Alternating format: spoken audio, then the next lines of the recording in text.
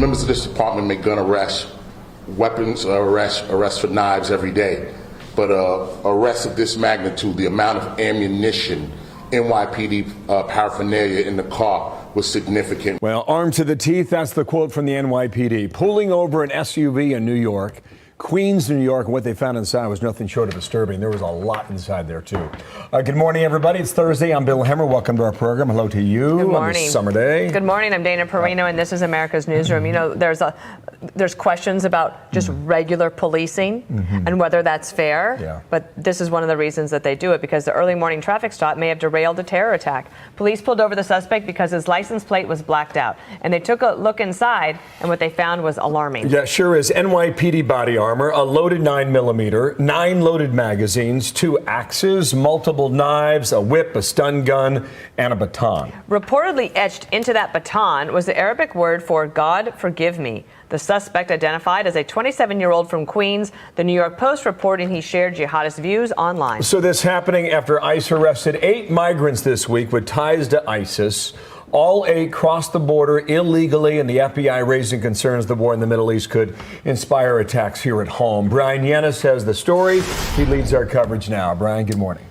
Bill and Dana, good morning. The suspect has been identified as Judd Sanson. The 27-year-old is not facing terrorism-related charges, at least not yet, as they investigate the possible motive or intent. Sanson is facing criminal weapons possession charges and for having an obscured license plate. Police say at 1:30 in the morning yesterday, 4 NYPD officers patrolling in Queens, New York, spotted a black Ford Explorer with a blacked-out license plate.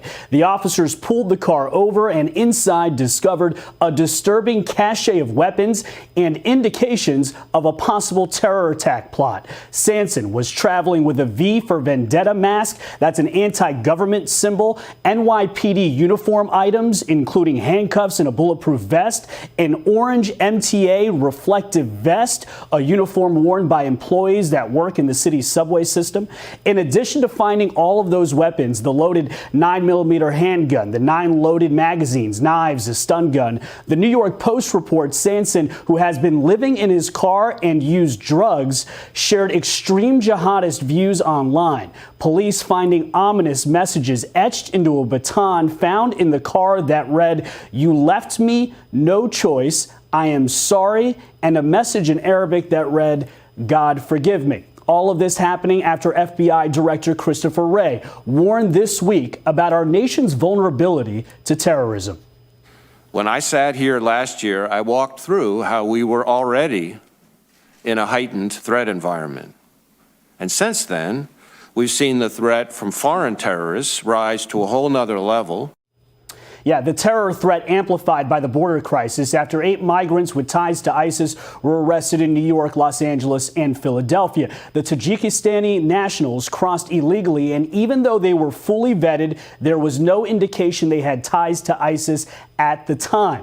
This morning, a new DHS Inspector General report warns DHS is at risk of admitting dangerous people in the country. The report concluding DHS has not been effectively screening non-citizens and asylum seekers, and warning U.S. Customs and Border Protection can't access all the federal data needed to do thorough screening and vetting. Well, more to come on this has got to be. Brian, thanks, Brian.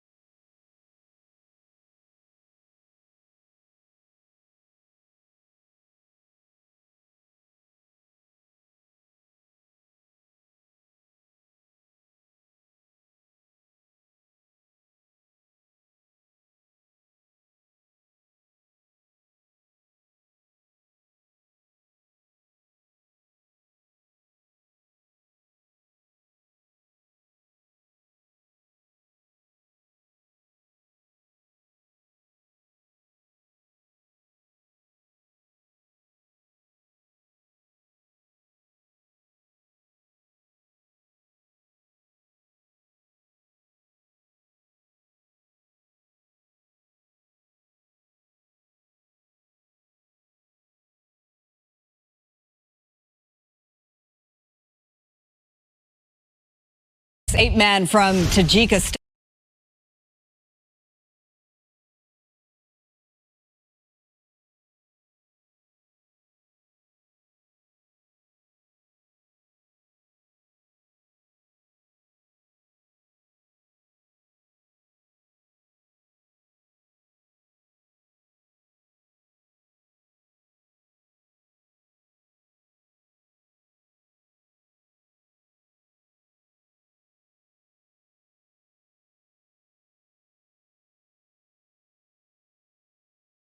Eight men from Tajikistan suspected of having ties to ISIS have been arrested following sting operations in New York, Philadelphia, and here in L.A. The suspects had been on the radar of the FBI Joint Terrorism Task Force. They were arrested by Immigration and Customs Enforcement, ICE, but only after all 8 crossed through the U.S.-Mexico border without being initially flagged. With more, we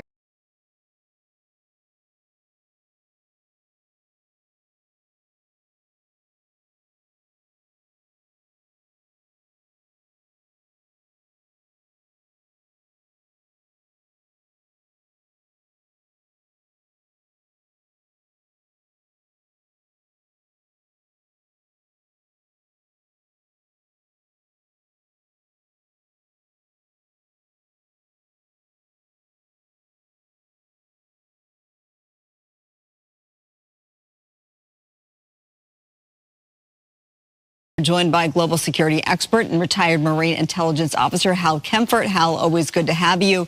This is a really scary thought, the fact that they were not red flagged at all. They were here in the U.S. for an unknown amount of time. They're now in custody.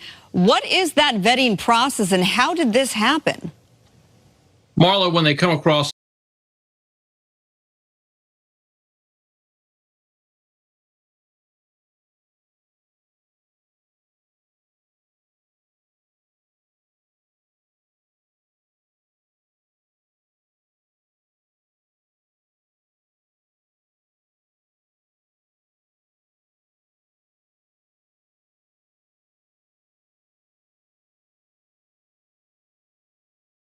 Process and how did this happen?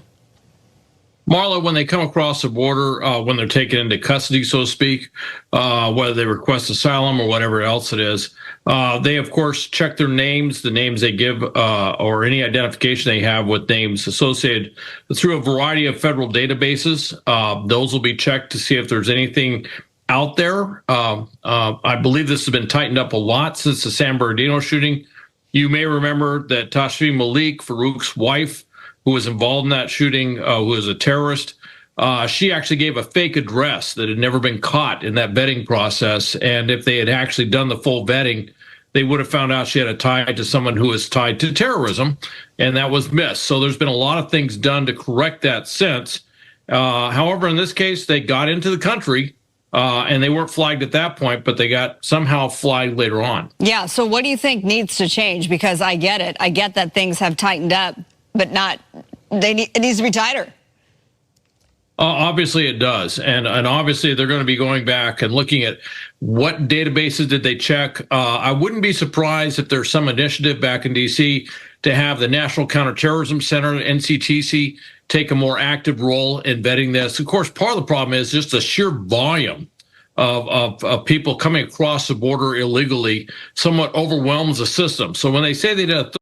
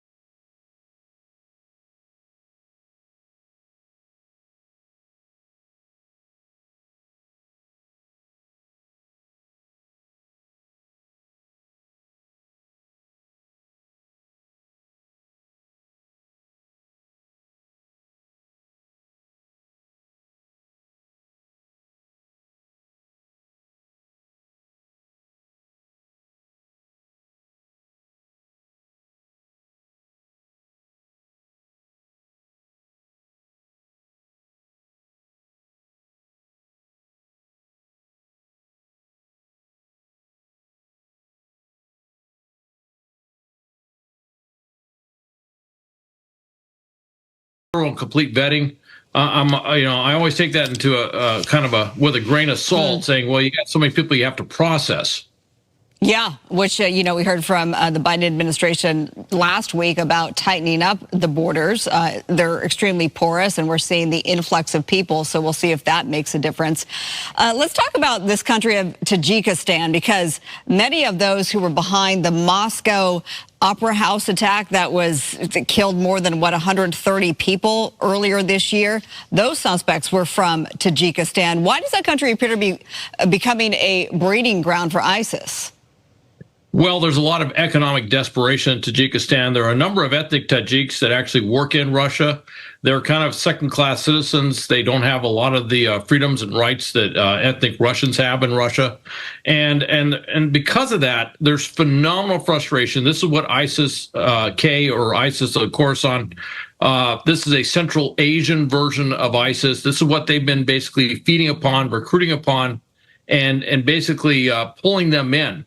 So Tajikistan's become, and ethnic Tajiks from that region have become a new area of interest, if you will, in terms of where this terrorist threat could come from. Certainly, we've seen the attack that ISIS did in Iran. We saw the Moscow attack at the Crocus Theater and at the mall in general. And now we're seeing this threat. I think you're going to see a lot more focus on ISIS-K in general, but also ISIS-K recruitment of ethnic Tajiks. Any intelligence, Hal, on whether these 8 suspects were close to planning an attack? If 8 got through, there's got to be others.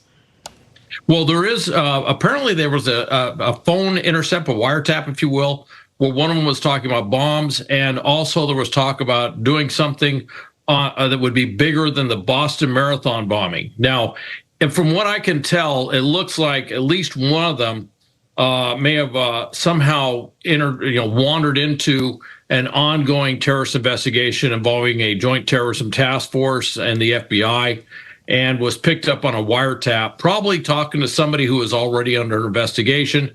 Of course, once you hear something like that, you would immediately look at them, you would look at their phones, whoever they call. You start to do the link analysis, if you will, the associations, the network analysis, who they talk to, and then you put it together, and that's where you get 8 individuals brought into this, not being charged with terrorism, but being deported nonetheless. Okay, well, we will